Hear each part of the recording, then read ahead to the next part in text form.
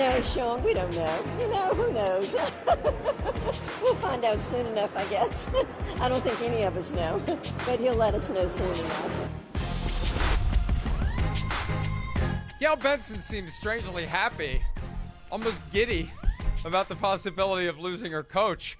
As I said last night on PFTPM, I'll have what she's having. I mean, my God, I love the outlook. I love the attitude, but it's a fairly serious subject. They haven't had a new coach in New Orleans since 2006 when they hired Sean Payton, and it came up over the weekend that he hasn't committed to returning to the team in 2022. There's talk about maybe him taking the seat at Fox if it's vacated by Troy Aikman, who could land with Amazon. Who knows how any of that's going to play out. Or maybe, just maybe, there's some stuff going on behind the scenes that was going on behind the scenes a few years ago to try to get Sean Payton to Dallas. Order Playmakers now, and you'll see the full story, and it will blow your mind. Chris, you'll never read it. I was going to send you a copy. I've sent out advance copies. I was going to send you one, but I know you won't read it. You won't even pick it up. You'll throw it in the corner, and your dog will urinate on it. That's why I didn't send you one. No, it's okay. You're right. I'm not going to read it. I might have skimmed through it though, and looked at some blurbs here and there. But to actually sit down and read it page by page, no, I wouldn't do that. Nor would I let my dog pee on it. I wouldn't do that either. I wouldn't totally disrespect you that way. I am excited for your book though. I am, and you've talked about this a lot, and it does seem like something's going on here. I do. I wonder with Sean Payton. I just go, are we trying to make a move to get out of town, or is it just become, hey, I'm a psycho head coach, I've been doing this for a long time, and I need a year off to regather myself and maybe a new start after that to go somewhere else? And even if he would take only 1 year as a broadcaster like Bruce Arians did, the Saints would be entitled to compensation when he returns to coaching. The Cardinals actually got – they didn't get much, but they got something for Bruce Arians when he went to the Buccaneers, because the Cardinals kind of, I'm not going to say nudged him. They were kind of ready to move on, right? They didn't gnash teeth or or break glasses when Bruce Arians left, but they got a 6th-round pick for the rights to Bruce Arians, and they gave up a 7th-round pick. So they did a swap with the Bucs when that happened. Initially, the NFL was not going to make the Buccaneers compensate the Cardinals, but the guy walks away with time left on his contract. There's an obligation there to compensate, and there's 3 years left on Sean Payton's contract. So if he would resurface down the road, I remember when Bill Cowher, when there was a sense that Cowher was going to spend a little time in TV and then come back, and then he decided, I'm just going to keep doing this.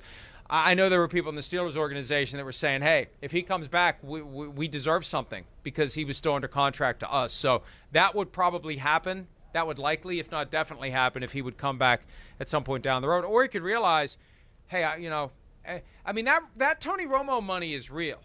That if you can get $18 to $20 million to just call football games and not be all-encompassing the way that it is to be a great coach, and Sean Payton is one of the ones who lives it every minute of the day.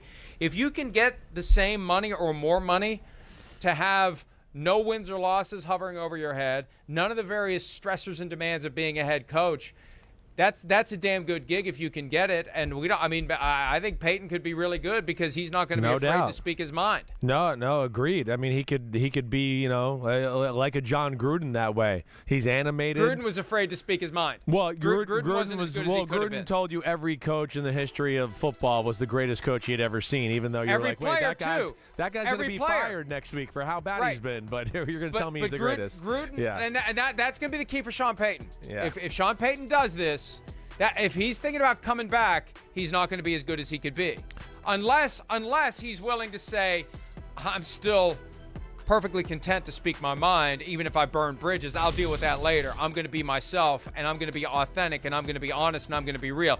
Gruden was never his real self. He never said what he really thought because he was afraid of burning bridges back to the teams that he would eventually work for, potentially. Yeah. That's why he wasn't as good. He was good, but he could have been phenomenal if he would have not been burdened by his desire to coach again. Well, I think, too, with Gruden, too, he had realized he had a bad reputation around football, and he knew if he was going to be a head coach ever again, he needed some of these guys to want to work for him. So I think that's what was his way of repairing damages that way, too. He had burned a lot of bridges, and I think he was trying to, put some concrete and some cables back up to go, wait great. I might be a coach again, and I hope I can get somebody to work for me.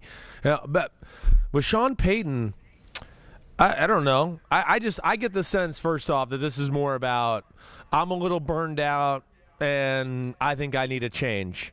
And I don't like as much of a game changer as Romo and top announcer money is right now in the business. You're right; it is a game changer. I still look at Sean Payton a little bit like I do, like a Gruden or even a Bruce Arians, where even if the money was good from network television and being the announcer, I think he's still too addicted to being a coach, being the guy, coming up with game plans, right? I mean, we've both been around him a little bit. He is that mad scientist. And I think that, control freak, which you got to be as a head coach, wants to run the organization, do all those type of things. I just can't imagine Sean Payton going too long without that. I can't. I feel like this is a reset. Like, wait, my team in the Saints is getting older.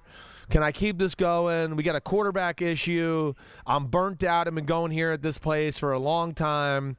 I'm thinking it's a year off, recharge a little bit, and let me go somewhere else and start up a new, chapter of my coaching life. Every coach who's won a Super Bowl is acutely aware of the fact that no coach in NFL history has won a Super Bowl with two different teams, and Sean Payton still has time to try to do that. But just like quarterbacks looking for great spots to land, coaches sometimes need to look for great spots where they can maybe take a team to the top of the mountain. Hi, I'm Mike Tirico, and thanks for watching.